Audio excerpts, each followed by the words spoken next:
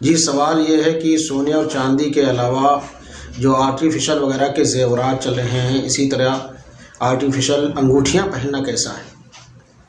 جی سب سے پہلے آپ یہ بات سمجھ لیجیے کہ علماء نے لکھا ہے سونے اور چاندی کے علاوہ آرٹیفیشل کی انگوٹھی، چاہے وہ کسی بھی دھات کی ہو، لوہے کی ہو، پیتل کی ہو، تانبے کی ہو، اس میں علماء کا اختلاف ہے۔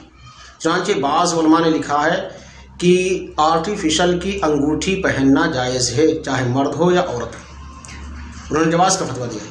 لیکن بہت سے علماء نے منع کیا ہے کہ سونے اور چاندی کے علاوہ چاہے وہ کسی بھی دھات کی ہو، لوہا، تانبا، پیتل وغیرہ یا آرٹیفیشل وغیرہ جو آج کل بولی جاتے ہیں، یہ انگوٹھیاں پہننا جائز نہیں ہے، مرد ہوں یا عورت، دونوں کے لیے جائز نہیں ہے۔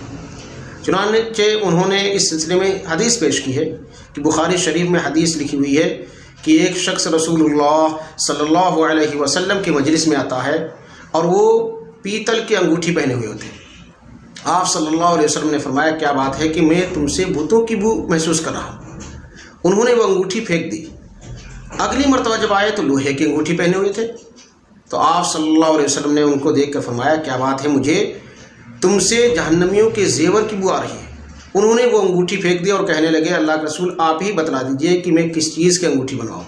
تو آپ صلی اللہ علیہ وسلم نے ان سے کہا کہ چاندی کی انگوٹھی بنوا لو، وہ بھی 1 مسکال سے کم ہو، یعنی جس کا وزن تقریباً 4.5 ماشا ہو، جو موجودہ وزن کے اعتبار سے تقریباً 3.25 گرام بیٹھتی ہے۔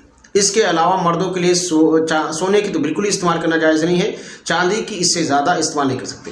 عورتیں جو ہیں سونے اور چاندی کی انگوٹھی استعمال کر سکتی ہیں، البتہ سونے اور چاندی کے علاوہ انگوٹھی جو ہیں پیتل، تانبا، لوہا وغیرہ آرٹیفیشل جسے بولتے ہیں، اس کے بارے میں علماء کے 2 قول تھے جو میں نے آپ کے سامنے تفصیل سے ذکر کر دیے۔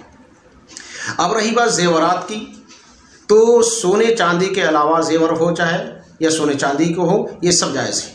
چنانچہ ہار ہے یا اسی طریقے سے چین ہے، کان کی بالیاں ہیں، پازیب ہیں، اگر یہ آرٹیفیشل کے ہیں تب بھی ان کے پہننے میں کوئی قباحت نہیں، پہن سکتی، جائز ہے۔